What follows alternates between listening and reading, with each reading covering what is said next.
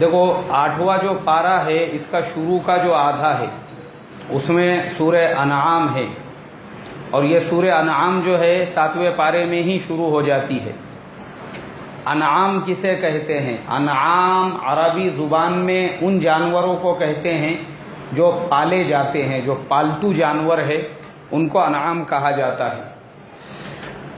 اب یہ جو سورت ہے اس میں اللہ تبارک و تعالی نے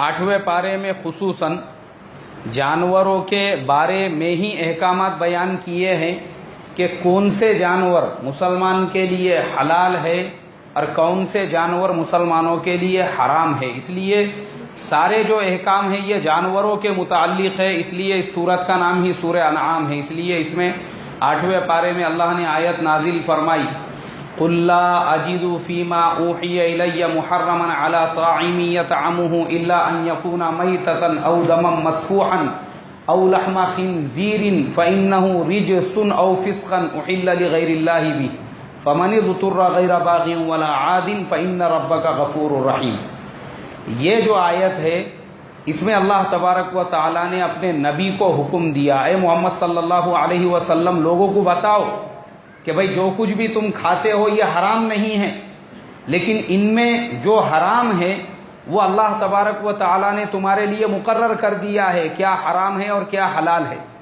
تو سب سے پہلی چیز فرمائی کہ لحمہ خنزیر یعنی سور کے گوشت کو اللہ تبارک و تعالی نے مسلمان کے لیے حرام قرار دے دیا۔ حالانکہ یہ پچھلی امتوں میں بعض امتیں ایسی تھی جیسے یہود و نصارہ، وہ آج بھی سور کو اپنے لیے حلال سمجھتے ہیں، لیکن اللہ نے قرآن میں سور کو کیا کر دیا بھائی؟ حرام قرار دے دیا۔ او دما مسفوحا او لحم خنزیر فإنہ رجس او فسقا احل لغیر اللہ بھی۔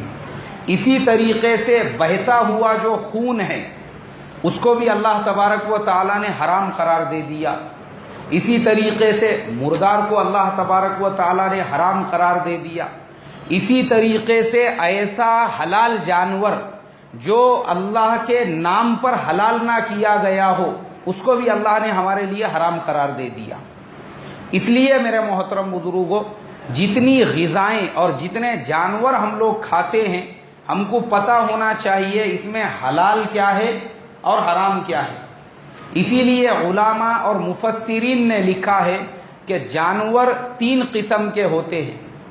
ایک تو وہ جانور ہوتے ہیں جن کے جسم میں خون نہیں ہوتا، جیسے مکھی ہے، مچھر ہے، ان کے جسم میں خون نہیں ہوتا، ان میں اللہ نے صرف ٹڈی کو مسلمانوں کے لیے حلال کیا، اس کے علاوہ باقی سب حرام ہے۔ دوسری قسم وہ ہے جن کے جسم میں خون تو ہوتا ہے لیکن وہ خون ان کے جسم میں جمع ہوا ہوتا ہے، وہ گردش نہیں کرتا، جیسے سانپ ہے، بچھو ہے، رینگنے والے جانور ہے، اور بھی بہت سارے ہیں، مگرمچھ وغیرہ، اور اسی طریقے سے گھورپڑ وغیرہ بھی ہے۔ یہ تمام رینگنے والے جو جانور ہیں ان میں سے اللہ تبارک و تعالی نے تمام جانوروں کو مسلمانوں کے لیے حرام قرار دے دیا، سوائے جو سمندری جانور ہیں ان کے احکام میں کل آلریڈی بیان کر چکا ہوں۔ باقی جو رینگنے والے جانور ہیں ان رینگنے والے جانوروں میں سے سانپ، بچھو یہ سب حرام ہے، لیکن جو گھورپڑ ہے اس کے بارے میں امام شافعی رحمۃ اللہ علیہ نے اس کو حلال قرار دے دیا، لیکن ہمارے امام ابو حنیفہ رحمۃ اللہ علیہ کے نزدیک گھورپڑ کھانا وہ بھی حرام ہے۔ اس کے بعد میں جانوروں کی تیسری قسم وہ ہے جن کے جسم میں خون دوڑتا ہے، اور ان میں بھی 2 قسم کے جانور ہیں، ایک تو پالتو جانور ہے اور دوسرے جنگلی جانور ہیں۔ پالتو جانوروں میں اللہ تبارک و تعالی نے گائے، بیل، بکری، مینڈھا، بھینس یہ مسلمانوں کے لیے حلال قرار دے دیا۔ پالتو جانوروں میں گھوڑا بھی ہے، لیکن ہمارے امام صاحب کے نزدیک گھوڑا کھانا مکروہ ہے۔ خچر اور گدھا بھی ہے، وہ دونوں بھی ہمارے امام کے نزدیک اور تمام ائمہ کے نزدیک حرام اور ناجائز ہے۔ خچر اور گھوڑا آپ نہیں خچر اور گدھا آپ نہیں کھا سکتے ہیں۔ اسی طریقے سے پالتو جانوروں میں کتا اور بلی بھی ہے جو صراحتاً سب کے نزدیک حرام اور ناجائز ہے، آپ اس کو نہیں کھا سکتے۔ اب جنگلی جانور آ گئے. جنگلی جانوروں میں جتنے جانور اپنے دانتوں کا استعمال جو چیر پھاڑ کر کے کھانے والے ہیں ان کو اللہ نے ہمارے لیے حرام قرار دیا. کل ذی ناب، حدیث ہے اللہ کے نبی کی کہ تمام جو جانور چیر پھاڑ کر کے کھانے والے ہیں وہ مسلمانوں کے لیے حرام ہے. اس کے علاوہ جنگلی جانوروں میں ہرن ہے، یہ مسلمانوں کے لیے حلال ہے. نیل گائے ہے، یہ مسلمانوں کے لیے حلال ہے. اسی طریقے سے جنگلی گدھا بھی ہوتا ہے، اور وہ گدھے گجرات کے اندر پائے جاتے ہیں کچھ کے رن میں، جن کا کلر لال ہوتا ہے، اس کا کھانا بھی حلال ہے، حرام نہیں ہے وہ، اس لیے کہ وہ جنگلی ہے. لیکن وہی گدھا اگر پالتو ہوگا تو وہ کھانا کیا ہوگا بھائی؟ حرام ہوگا، ناجائز ہوگا. تو جنگلی جانوروں میں یہ جانور حلال اور تمام شکار کرنے والے جانور حرام. اسی طریقے سے جو جنگلی پرندے ہیں ان پرندوں میں بھی ہمارے امام صاحب کے نزدیک گیدڑ اور لومڑی اس کو جو ہے کھانے کے لیے انہوں نے حلال قرار دیا ہے. باقی ائمہ کے مختلف اقوال ہے، اور یہ تمام باتیں میں اس لیے بتا رہا ہوں چونکہ مسلمانوں کی بہت بڑی تعداد ایسی ہے جو جنگلوں میں بھی رہتی ہے، دیہاتوں میں رہتی ہے. یہ تمام جانوروں سے ان کو روزانہ پالا پڑتا ہے. ان کو معلوم ہونا چاہیے ہمارے لیے کیا حلال ہے اور کیا حرام ہے. ایک بہت بڑی تعداد مسلمانوں کی ایسی بھی ہے جو گھورپڑ پکڑ کے کھاتی ہے. میں خود جانتا ہوں بہت ساروں کو. ان کو بھی یہ معلوم ہونا چاہیے کہ امام ابو حنیفہ رحمۃ اللہ علیہ کے نزدیک گھورپڑ کا کھانا حرام ہے، باقی امام شافعی کے نزدیک حلال ہے، کوئی حرج نہیں ہے. یہ معلوم ہونا چاہیے ہم کو. اب جو جانور، یہ جانوروں کے علاوہ جو قرآن میں بیان فرمایا لحم خنزیر، یعنی خنزیر کا گوشت اللہ نے حرام قرار دے دیا. اب میرے محترم بزرگوں، ہم جو کچھ بھی کھاتے ہیں ہم تحقیق کریں. آج مارکیٹ میں بہت سارے پروڈکٹس ایسے آ چکے ہیں جس کے اندر خنزیر کا گوشت ملایا جاتا ہے. جیسے بچوں کے باڈی بنانے کے بہت ساری دوائیں آتی ہیں، بچوں کو کھلانے کی طاقت کے لیے، نوجوانوں کے لیے. ہمارے نوجوانوں کا کام ہے اس پہ جو کنٹینٹ ہے اس کی تحقیق کرے انٹرنیٹ پہ جا کے. اس میں سور کے اجزاء تو نہیں ہے، اس میں سور کے اجزاء، سور کے گوشت کو ملایا جا رہا ہے اور آپ اسے کھا کے باڈی بنا رہے ہیں. تو آپ کی باڈی کس کا گوشت کھا کے بن رہی ہے بھائی؟ سور کا گوشت کھا کے بن رہی ہے. آپ کو پتا ہونا چاہیے. اسی طریقے سے بہت سارے پروڈکٹس باہر ملکوں کے ہمارے یہاں پہ مالز کے اندر ملتے ہیں. ہم وہ خریدنے سے پہلے اس کے کنٹینٹ دیکھیں اور تحقیقات کریں کہ یہ ہمارے لیے حلال بھی ہے یا نہیں ہے. اگر وہ ہمارے لیے حلال نہیں ہے تو وہ ہمارے لیے کھانا بھی جائز نہیں ہے اگر اس میں سور کے اجزاء ملے ہوئے ہیں تو. اسی طریقے سے فرمایا دمم مسفوحا، یعنی خون مردار بھی اللہ تبارک و تعالیٰ نے خون بھی مسلمان کے لیے حرام قرار دے دیا ہے. اب آپ کو معلوم ہونا چاہیے کہ خون کا استعمال بھی آج کے زمانے میں بہت سارے پروڈکٹس کے اندر ہوتا ہے. اس کی بھی ہم تحقیقات کریں. علماء نے لگانے کی دوا وغیرہ میں اگر خون ہے تو اس کے استعمال کرنے کی اجازت دی ہے، لیکن کھانے میں اس کی اجازت ہے کیا بھائی؟ کھانے میں اس کی اجازت نہیں. اس کی بھی ہم تحقیقات کریں. تیسری چیز وہ ہے مردار. مردار کو بھی اللہ تبارک و تعالی نے مسلمان کے لیے حرام قرار دے دیا ہے. اب مسلمان کی ذمہ داری یہ بنتی ہے کہ مسلمان کوئی بھی چیز اگر کھانے کی خرید رہا ہے یا لے رہا ہے تو پوری طرح سے تحقیق کر کے خریدے. یہ مردار تو نہیں ہے. بہت سارے مرتبہ جیسے میں نے کل چکن کی بھی مثال دے کر بتایا تھا کہ بعض جگہوں پر بہت سارے لوگ وہ چکن کا اسٹاک جو بیمار مرغیاں ہوتی ہے وہ بیمار مرغیوں کا اسٹاک اٹھاتے ہیں. بعض اوقات ایسا ہوتا ہے کہ مرغیاں بہت ساری مر جاتی ہے اور وہی مرغیاں ہوٹلوں میں سپلائی ہوتی ہے اور اسی مرغی کا چکن تندوری بڑے شوق سے ہم لوگ کھاتے ہیں. تو اس کے لیے اگر آپ کو کھانا بھی ہے ایسے ہوٹل میں کھائے جو مسلمان دیندار ہوٹل والا ہے اور ہمارے بھروسے والا ہے. ورنہ یاد رکھو کہیں ایسا نہ ہو، کیونکہ عام ہے یہ چیز، جو بڑے بڑے فارم ہوتے ہیں پولٹری کے، وہاں پہ اگر ایک مرغی بیمار ہو گئی تو آٹومیٹیکلی باقی کی تمام مرغیاں کیا ہوتی ہے بھائی؟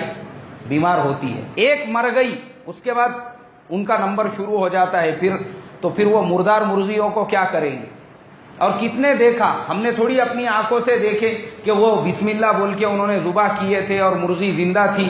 میں آپ کو بتاتا ہوں، پولیس نے ایسے ایسے ریسٹورنٹ پکڑے ہیں جہاں پہ کتوں کا گوشت بکروں کے نام پہ کھلایا جا رہا تھا، گدھوں کا گوشت بیف بول کے کھلایا جا رہا تھا۔ اس کے لیے احتیاط بہت زیادہ ضروری ہے باہر جو ہم لوگ کھاتے ہیں تو اس کے لیے محترم بزرگوں، قرآن میں فرمایا کہ اللہ نے مردار کو مسلمان کے لیے حرام قرار دے دیا، اور اس کے بعد ایسا جانور جو اللہ کے نام پر حلال نہ کیا گیا ہو، ایسا جانور جو اللہ کے نام پر ذبح نہ کیا گیا ہو، جیسے مثال کے طور پر آج کل مارکیٹ میں ڈبوں کا گوشت ملتا ہے۔ ہم لوگ تو ہندوستان میں ہیں، ہمارے یہاں پہ کچھ پرابلم نہیں ہے، اس لیے کہ ہم لوگ جو گوشت کی دکان پہ سے خریدتے ہیں وہ ہمارے جان پہچان والے ہیں۔ لیکن دنیا کے دوسرے ملکوں میں جیسے بہت سارے لوگ عمرہ کے لیے جاتے ہیں، حج کے لیے جاتے ہیں، باہر ملکوں میں رہتے ہیں، وہاں پہ گوشت کی دکانیں بہت کم ہیں۔ وہاں پر اگر آپ کو گوشت خریدنا ہے، اکثر لوگ ڈبوں کا گوشت خریدتے ہیں۔ یاد رکھو، اس میں بھی حلال اور حرام کی تحقیق بہت ضروری ہے۔ خالی حلال جو لکھا ہوا ہوتا ہے وہ دیکھ کر آپ بھروسہ نہیں کر سکتے۔ میں آپ کو اسی ضلع کا واقعہ بتا رہا ہوں۔ ایک صاحب نے، غیر مسلم ہیں، انہوں نے پولٹری فارم کھولے اور پورا گوشت جو ہے ان کا وہ مشین سے مرغ ان کے ذبح ہوتے ہیں، لیکن انہوں نے کہیں سے سرٹیفکیٹ لے کے آ گئے حلال کا۔ کائے کا سرٹیفکیٹ لے کے آ گئے بھائی؟ حلال کا سرٹیفکیٹ لا لیے۔ اب جو ان کے پاس سے گوشت سپلائی ہو رہا ہے یا جس کو بھی لے جا کے وہ سپلائی کرتے ہیں، وہ فوراً اس کی زیروکس دیتے ہیں کہ بھئی ہمارے پاس کائے کا سرٹیفکیٹ ہے؟ بولو، کائے کا سرٹیفکیٹ ہے؟ حلال کا۔ تو ایسے حلال کے سرٹیفکیٹ کی زیروکس مارنے سے اور ایسا خالی لوگوں کو بتانے سے وہ حلال ہو جائے گا کیا؟ اسی طریقے سے میک ڈونلڈ کے اندر جو چکن سر وہ ہوتا ہے، اس کی بھی کوئی گارنٹی نہیں ہے وہ حلال کا ہے یا نہیں ہے۔ مسلمانوں نے اس کے کھانے سے بھی پرہیز کرنا چاہیے۔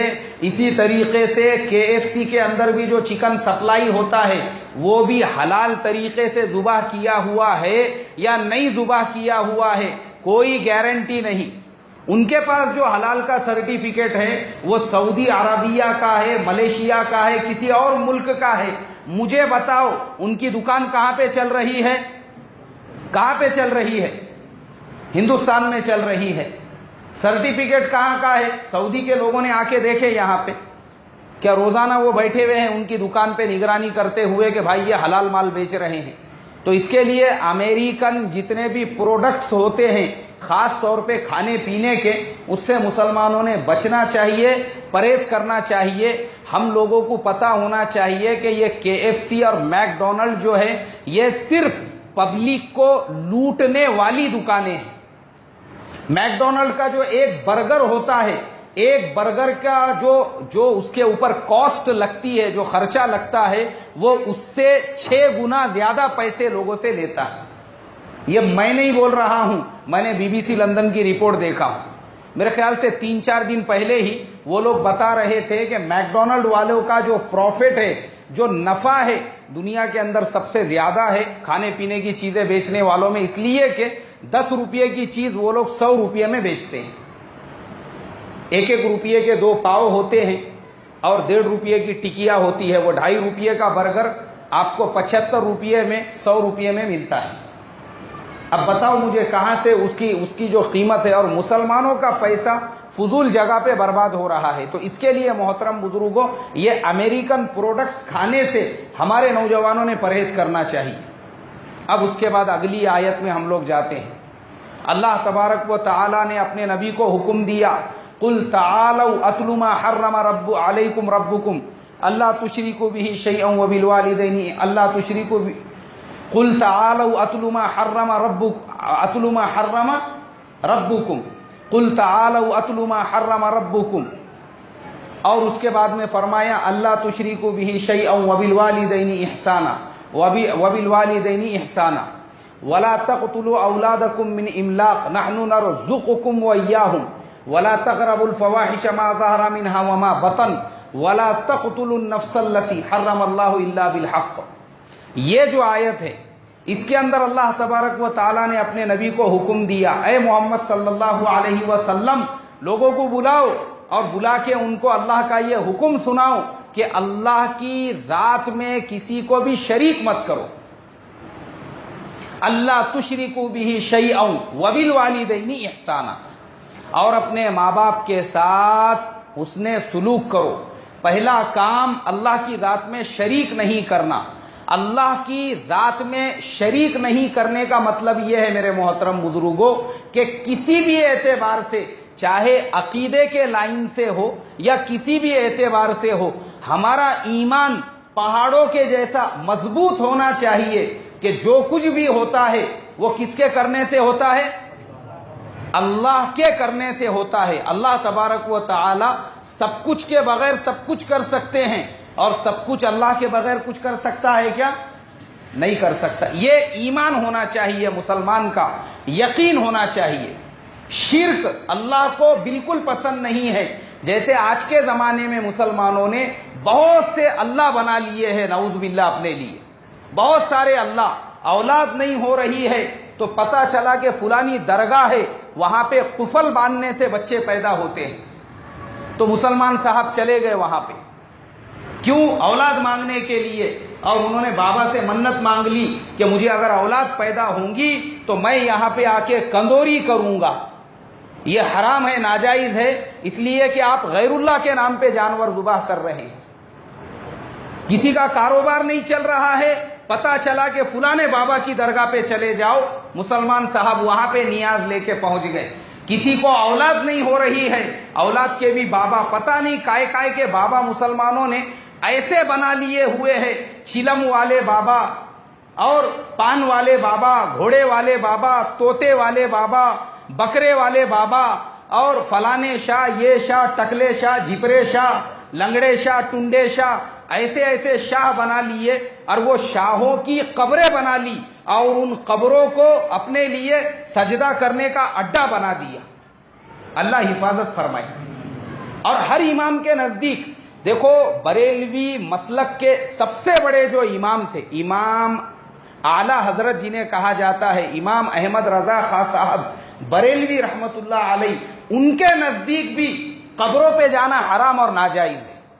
ان کے نزدیک، میں ان کی کتابوں کے حوالے سے بتا رہا ہوں، فتاوی رضا خان میں اگر آپ جا کر دیکھیں گے، حضرت اعلی حضرت امام احمد رضا خاں صاحب بریلوی رحمت اللہ علیہ نے عورتوں کو قبروں پہ جانے سے منع فرمائی، اور حدیث کے حوالے سے انہوں نے لکھا کہ عورتوں کا بھی قبروں پہ جانا حرام اور ناجائز ہے.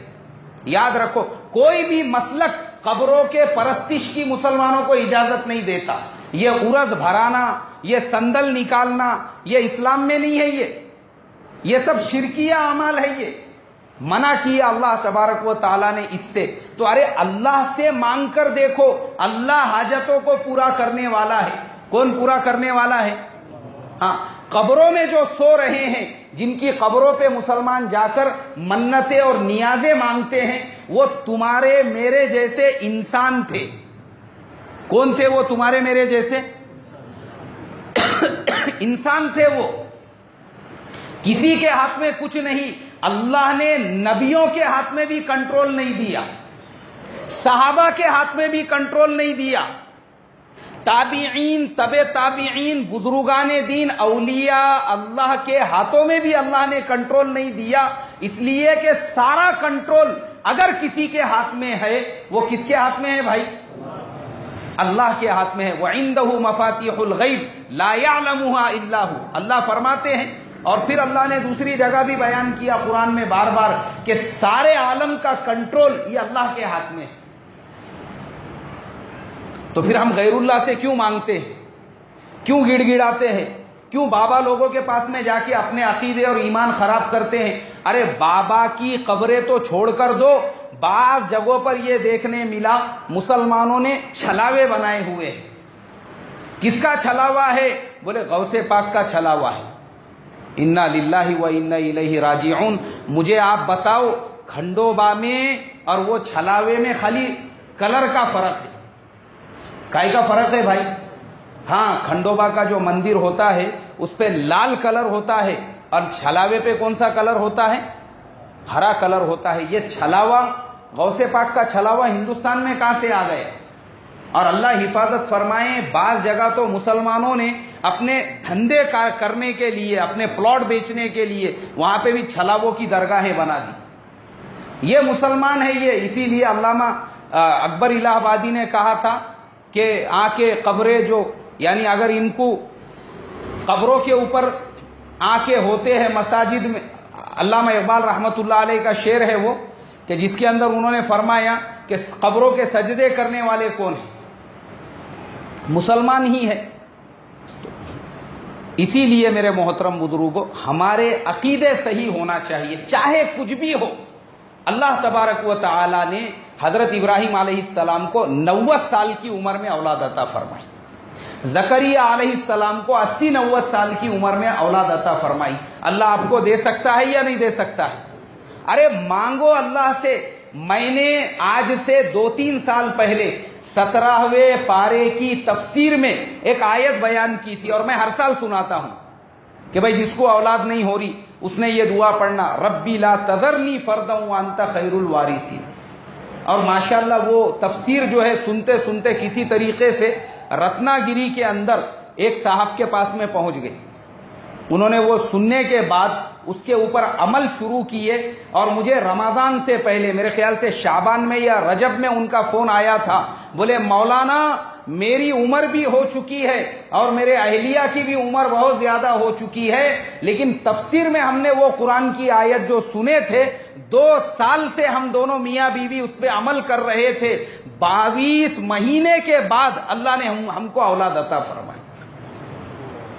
ارے زکریا علیہ السلام جیسا نبی جس کو 90 سال میں اللہ نے یہ آیت کے برکت سے دعا دی، جو یہ آیت کے برکت سے اولاد دی، یہ جو دعا انہوں نے مانگی تھی، ربی لا تذرنی فردا وانت خیر الوارثین، اے اللہ میرے پاس کچھ بھی نہیں ہے، میری کوئی اولاد نہیں ہے، بہترین وارث دینے والا اگر کون ہے، کوئی ہے تو وہ کون ہے؟ اے اللہ وہ تو ہے. کوئی آدمی گڑ گڑا کے اگر اللہ کے بارگاہ کو ایسا جھنجھوڑے کہ تجھے دینا ہی پڑے گا، بولو اللہ اس کو دیں گے یا نہیں دیں گے؟ تو یہ دونوں میاں بیوی وہ دونوں لگ گئے اللہ سے مانگنے میں، اور اللہ تبارک و تعالیٰ نے ان کو صاحب اولاد بنا دیا. تو اس کے لیے محترم بزرگوں، اللہ کے بندوں کے بارگاہ میں مت جاؤ. اللہ نے فرمایا اللہ تشرکو بہ شیئا، اللہ کی ذات میں کسی کو شریک مت بناؤ. اس کے بعد اللہ کی رحمتیں اور اس کی برکتیں دیکھو. آگے فرمایا وبالوالدین احسانا، اور ماں باپ کے ساتھ اچھا سلوک کرو. کس کے ساتھ اچھا سلوک کریں گے بھائی؟ ماں باپ کے ساتھ سلوک کرنے کا حکم دیا. آج کے زمانے میں ماں باپ جتنے پریشان ہیں کوئی بھی پریشان نہیں ہے. اور میں بے دینوں کی بات نہیں کر رہا ہوں، دنیا دار ہمارے سے اچھے ہیں. جو لوگ پینٹ شرٹ پہننے والے ہیں نا، جاب کرنے والے، I T engineers, doctors, professors, ایسے لوگ ہمارے سے اچھے ہیں. ان کے ماں باپ سکھی ہے. بھائی ہمارے بیٹے کو ہم نے انجینئر بنائے لیکن ہمارا بیٹا ہماری بہت خدمت کرتا. ہمارے بیٹے کو ہم نے ڈاکٹر بنائے لیکن ہم اپنے بیٹے سے خوش ہیں. آج ان کے ماں باپ خوش ہیں. ناراض اگر ہے کسی کے ماں باپ تو وہ میرے جیسے جبہ اور پیجامہ پہننے والے کے ماں باپ ناراض ہیں. ہمارا بیٹا دیندار ہے، بولے دین کی بڑی بڑی باتیں کرتا، لیکن اس کو ماں باپ کا ادب نہیں معلوم ہے، ماں باپ کا احترام نہیں معلوم ہے، ماں باپ کے ساتھ کیسا سلوک کرنا چاہیے وہ آج ہم کو پتہ نہیں ہے. ہمارے ماں باپ ناراض ہے. اس لیے محترم بزرگوں، اپنے ماں باپ ہمارے سے ناراض نہیں ہونا چاہیے، اس بات کا ہم نے خیال رکھنا چاہیے. اور ماں باپ کیوں ناراض ہوتے ہیں؟ اولاد کی نافرمانی کی وجہ سے. بیٹے کما رہے ہیں، ماں باپ کا حق نہیں ادا کر رہے. گھر میں والدہ بھی ہے، بیوی بھی ہے. میں نے اس سے پہلے بھی بتایا ہوں، یہ ذمہ داری ہے آپ کی. آپ بیوی کا حق اس کے ساتھ میں ادا کرے اور ماں کا حق ماں کے ساتھ. آپ کو دونوں کو لے کر چلنا ہے. آپ بیوی کی اتنی محبت میں اندھے نہ ہو جائے کہ ماں کا حق مارا جائے یا ماں پہ ظلم ہو، یا ماں کی محبت میں اتنے اندھے نہ ہو جائے کہ آپ کے بیوی کے اوپر ظلم ہو. نہ بیوی پہ ظلم کرنا ہے نہ ماں پہ ظلم کرنا ہے. دونوں کو برابر لے کر چلنا ہے. بیوی کا بھی حق ادا کرنا ہے، ماں کا بھی حق ادا کرنا ہے، یہ ذمہ داری ہے ہماری. ورنہ میں نے دیکھا ہوں آج کل کے ہمارے نوجوان وہ سسرال والوں کے تو اتنے زیادہ فرما بردار ہو جاتے ہیں اور ماں باپ کو بھول جاتے ہیں. غلط بات ہے ایسی. آپ سسرے کے بھی حقوق ادا کرو. اللہ کے نبی نے فرمایا سسرے کا مرتبہ بھی باپ کے برابر ہے. ان پہ بھی ظلم مت کرو، ان سے بھی لڑائی جھگڑے مت کرو، لیکن پہلا حق کس کا ہے بھائی؟ ماں باپ کا ہے. وَبِالْوَالِدَيْنِ احسانا. اس کے بعد آگے اللہ نے فرمایا کہ وَلَا تَقْتُلُوا أَوْلَادَكُمْ خَشْيَةَ إِمْلَاقٍ. خرچے پانی کے ڈر سے اپنے بچوں کو قتل مت کرو. کون سے بچوں کو؟ جیسے آج کے زمانے میں حمل گرانے کا، آبورشن جس کو کہتے ہیں، اس کا رواج عام ہو گیا ہے. مسلمان یا تو ایک پیدا کرنا چاہتے ہیں یا دو پیدا کرنا چاہتے ہیں، دو سے زیادہ مسلمان پیدا کرنا نہیں چاہتے. اس کے لیے مسلمان اپنے بچوں کو قتل کر رہے ہیں. اسلام نے منع کیا. ہمارے شریعت کے اندر مرد کا نسبندی کرانا حرام ہے اور اسی طریقے سے عورت کا آپریشن کرانا بھی حرام ہے. جو عورتیں پرماننٹ بچوں کے لیے بند کرا دیتی ہے ناجائز ہے وہ. لیکن اگر آپ ٹائمپروری کوئی راستہ اختیار کرتے ہیں، ٹائمپروری سولیوشن اگر کوئی استعمال کرتے ہیں، عورت بیمار ہے یا وہ عورت کمزور ہے یا ڈاکٹر نے اس کو تھوڑا سا گیپ دینے کے لیے کہا ہے، آپ کو اجازت ہے شریعت کے اندر. ٹائمپروری جو طریقے ہوتے ہیں اس کو آپ استعمال کر سکتے ہیں، وہ ناجائز نہیں ہے آپ کے لیے. لیکن پرماننٹ جو چیزیں ہیں وہ اسلام میں کیا ہے بھائی؟ ہاں، وَلَا تَقْتُلُوا أَوْلَادَكُمْ خَشْيَةَ إِمْلَاقٍ. اللہ فرماتے ہیں نَحْنُ نَرْزُقُكُمْ وَإِيَّاهُمْ. ان کو بھی ہم روزی دیتے ہیں اور تم کو بھی کون روزی دیتا ہے؟ ہم ہی. یعنی جو پیدا ہونے والے بچے ہیں ان کو بھی اللہ ہی روزی دینے والے ہیں اور ماں باپ کو بھی کون دینے والے ہیں؟ اللہ ہی دینے والے ہیں. تو اس لیے مسلمانوں کے بچوں کی تعداد زیادہ ہونا چاہیے. کم سے کم 4 بچے، 6 بچے، 8 بچے، 10 بچے. پہلے زمانے میں بچے زیادہ ہوتے تھے تو گھروں میں خیر اور برکت بھی ہوتا تھا. خیر ہوتی تھی، برکت ہوتا تھا. اور پھر وہ بچوں کے بچے جب ہوتے تھے تو دادا کے 50-50 پوترے نواسے رہتے تھے. نماز کو جانے کا بولے تو 2-4 پوترے نواسے آ جاتے تھے ہاتھ پکڑ کے دادا کو مسجد میں لے جانے کے واسطے. اور آج تو دادا ڈھونڈ رہے تو پوترے نواسے مل رہے نہیں. کیوں؟ دادا کے 2 بچے تھے، ایک امریکہ میں ایک انگلینڈ میں ہے، اور دادا یہاں پہ ٹانگ ڈال کے بیٹھے ہوئے ہیں اکیلے. ارے مسجد میں جاؤں گا بولے یار مگر کوئی مل رہا نہیں میرے کو لے جانے والا. یہ آج ہمارے زمانے میں مسلمانوں کا حال ہو چکا ہے. اس لیے فرمایا زیادہ بچے ہونا چاہیے مسلمانوں کے، اور برکت اللہ ان کے ذریعے سے. پہلے زمانے میں گاؤں کھیڑوں میں ایسے روٹیوں کے تھپیاں لگا دیتے تھے چنگیری کے اندر، تو بچے آتے تھے، کھاتے تھے، کبھی کھانے کی کمی نہیں پڑی. اور آج کے زمانے میں باپ کی سیلری 70,000 ہے، ماں کی سیلری 50,000 ہے، دونوں مل کے 1.5 لاکھ روپئے مہینہ کما رہے، پھر بھی ایک ہی پیدا کرے. بولے کیوں؟ ارے وہ سنبھالے نہیں جا رہا ہمارے سے. بعض تو وہ بھی پیدا کرنے کو تیار نہیں. ایک صاحب کی شادی ہو کے 6 سال ہوئے. ارے میں بولا کب ہمارے کو خوشخبری سناتے؟ نہیں ابھی اور تھوڑا گیپ دینے کا ہے. بولے ارے کتنا گیپ دیتا؟ میں بولا بھائی نہیں اور تھوڑا گیپ دینے کا ہے، اللہ حفاظت کرے. بولے نہیں پہلے تھوڑا سیٹل ہو جانے کا. کیوں؟ آج کل بولے بچوں کے اسکول کی فیس وغیرہ بہت بڑھ گئی بھی ہے. ارے تجھے کون بولا؟ آج میرے محترم بزرگوں یہ مسلمانوں کا جو نظریہ، ہم دنیا دار بن گئے. اسی لیے دیکھو ایک جنازے میں مجھے شرکت کرنے کا موقع ملا رمضان سے پہلے. ایک صاحب کے صرف 2 ہی بچے تھے. کتنے بچے تھے؟ اور ایک ساتھ دونوں بچوں کا انتقال ہوا. کروڑ پتی آدمی، 2 سے 5 کروڑ روپئے کا بنگلہ ہوگا، گاڑیاں ہیں، خود کا کاروبار ہے، سب کچھ ہے. لیکن جو بچوں کے لیے کیے تھے اب وہ بچے ہی دنیا میں نہیں ہیں. اب مجھے بتاؤ بچے لائیں گے کہاں سے؟ ارے مجھے بتاؤ نا میرے بھائی. اس کے لیے محترم بزرگوں دونوں چیزیں قرآن میں 1450 سال پہلے فرمایا. ایک تو بچوں کی تعداد زیادہ ہونا چاہیے، اور دوسرے پرماننٹ طور پہ کوئی چیز نہیں کرنا چاہیے. آپریشن ہو جائے یا کچھ بھی ہو جائے پرماننٹ نہیں. ٹائمپروری آپ کر سکتے ہیں، اجازت ہے. اللہ تعالیٰ مجھے آپ کو عمل کی توفیق عطا فرمائی.